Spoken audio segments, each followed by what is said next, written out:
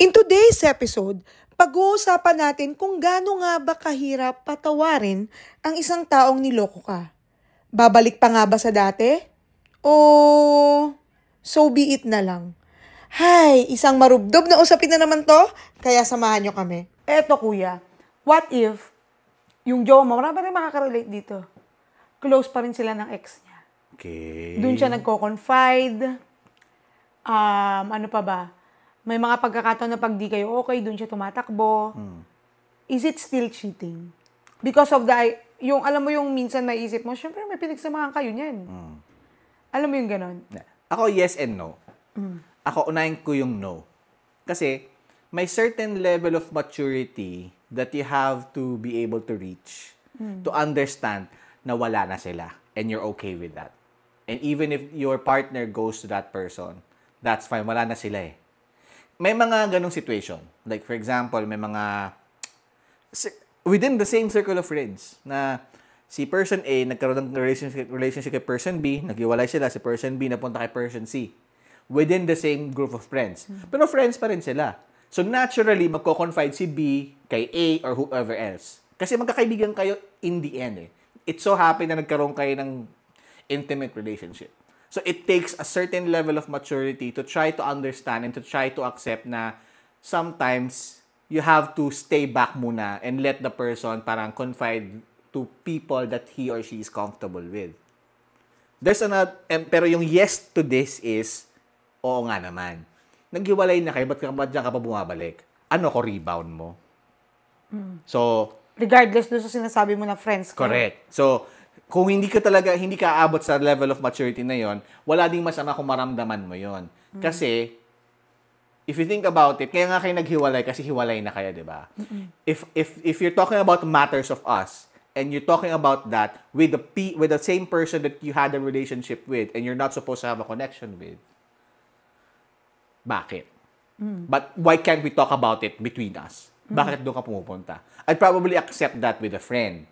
Now, not outside of this dynamics.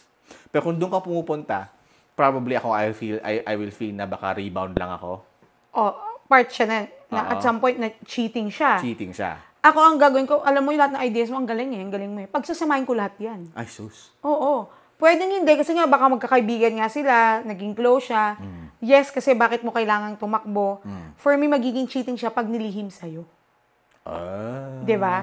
Kasi kung malinis ang intentions mo, chances are, ikikwento mo na tumakbo ko ganyan. Pero dahil alam mong ex siya, at medyo, red flag siya, pag nilihim mo, at siguro kahit anong aspect, halimbawa kahit hindi man ex, tapos alam mo na medyo may issue or hindi issue yung right term eh.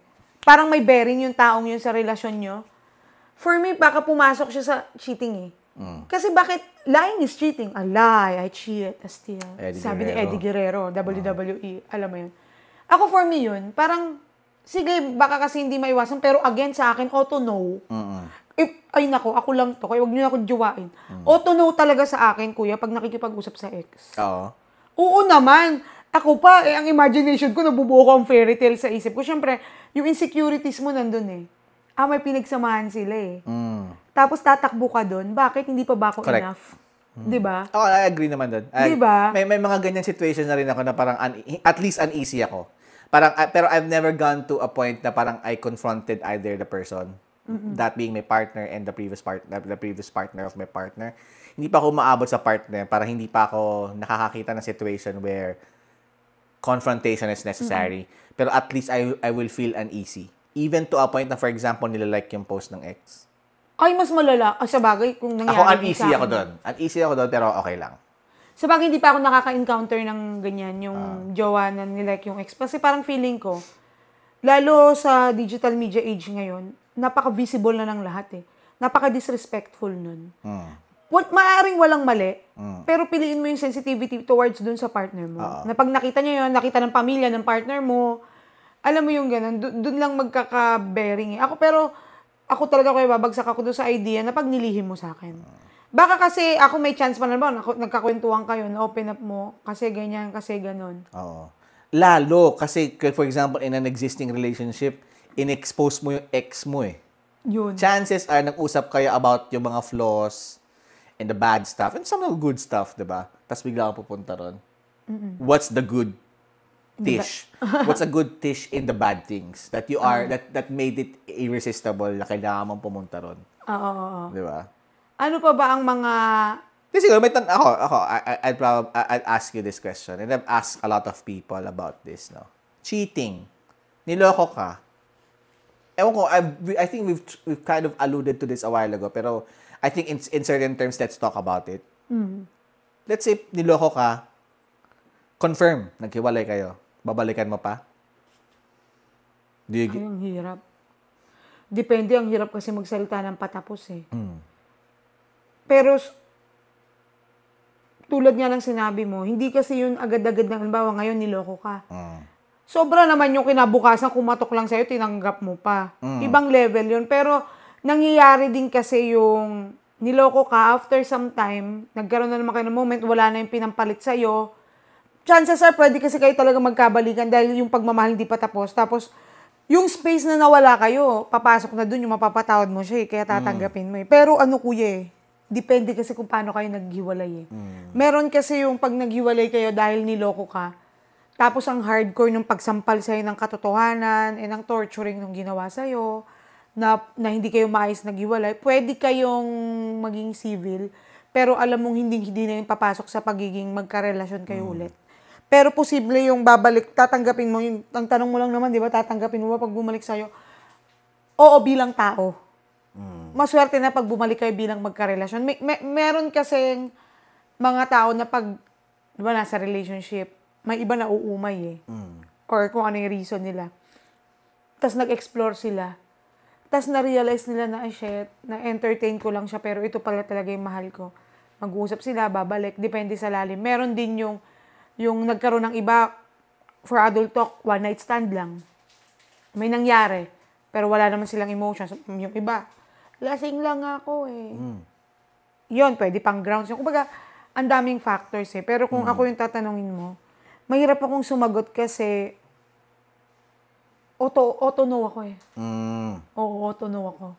May mga, kaya kitang pagpasensyahan hanggang sa dulo, kaya ko nga magpakatanga pa ulit-ulit eh. Basta as long as hindi ko napuputol pa yung pagmamahal ko sa'yo. Pero pag natapos kasi ako, tapos talaga ako eh. Lalo pag natauhan ako talaga. Lalo yung panluloko, alam mo kung bakit? Nakakabaliw kasi minsang isipin eh. Alam ba, pag pinatawad mo siya, yes kayo ulit, pero wala ka ng peace of mind eh. Anytime na, every time na lalabas siya, isipin mo, lolokohin ako nito. Every time na napaganon lang siya sa phone niya kasi na-outbalance siya, ay may kachat tong iba. O diba? Kaya yung screen niya naka-privacy. Privacy. Nagpalit ng password. 1 hour sa CR. Nag-ring ang phone, sinilent. Ang hirap mabuhay na lahat ng galaw, nagdududa ka. Masaya ka nga kasi nandyan yung taong mahal mo, pero yung peace of mind mo wala. Plus, napapraning ka. Minsan, ang downside pa nun, kuya, sa relationship, what if, eto yung other perspective, what if yung partner mo na pinatawad mo, hindi naman na talaga nagloloko. Parang hanggang kailan mo siya sisingilin sa kasalanan ginawa niya na hiningi niya na ng tawad sa'yo. Ako key yung sinabi mo about, yung, sinabi mo kanina, parang may binanggit ka about yung kung yung uneasy ka na about, for example, nilagay mo yung situation na what if pinatawad ko, tapos bumalik kami in a romantic relationship ulit. Meron ka ng automatic feeling of unease. Na, kasi dahil may marka ka na, may record ka na sa akin, babantayan na kita. Ako kasi, yung youngster view ko of cheating is, masama ka tao. So, initially, ako no by all means. Parang, auto no ako dati.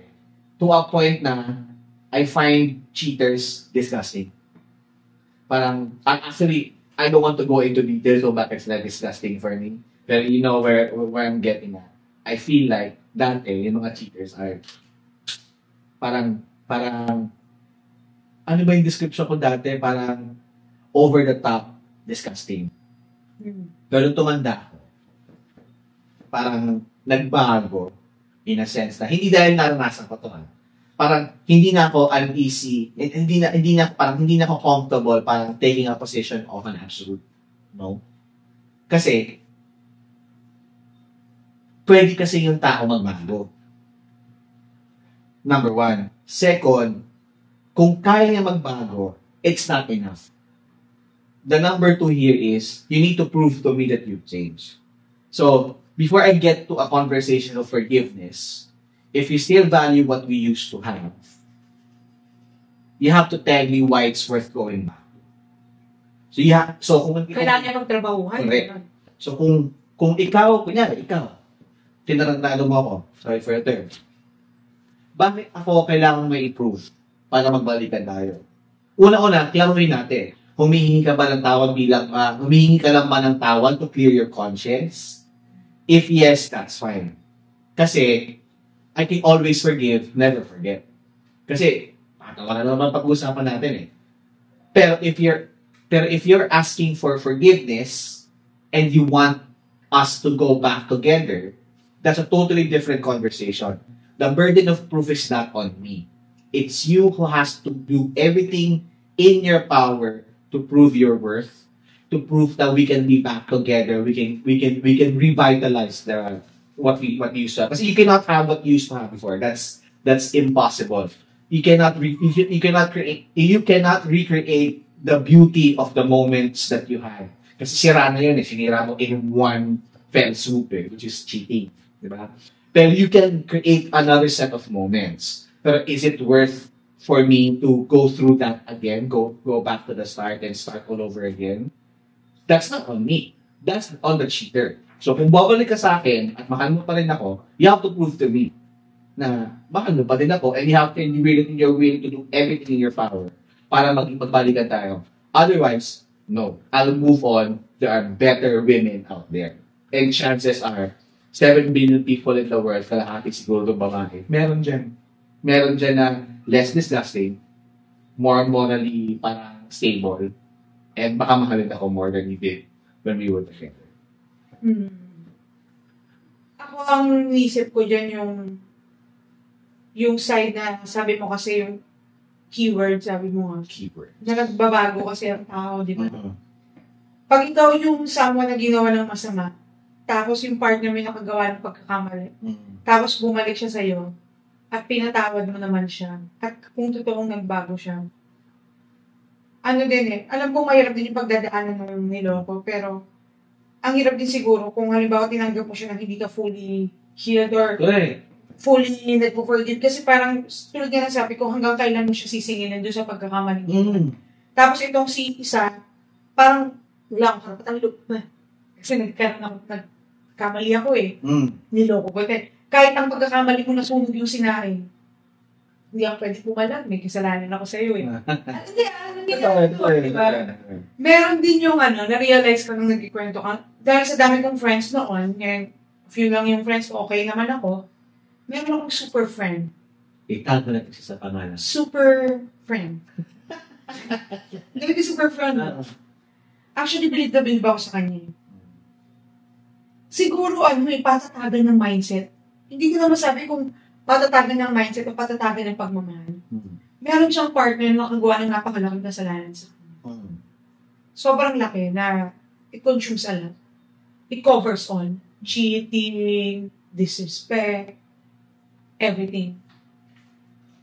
Nung pinatawad niya, nagawa niyang hindi pa gusto. Pero alam mo, yung super friend ko nagsasuffer siya, So parang ang hirap din pala. Na dapat pala, kung pinili mo pa rin mag-stay dun sa relationship after nung cheating and all, dapat mag-decide kayong dalawa na let's work this out together. Kasi, chances are, nabibuild mo nga, yes, together kayo, pero nasisira mo yung sarili mo. Paano at the end of the day, hindi naman kayo para sa isa't isa? Kawawa naman yung darating para sa'yo dahil ang masyadong malaki yung bubuuhin niya, kakayusin niya ulit.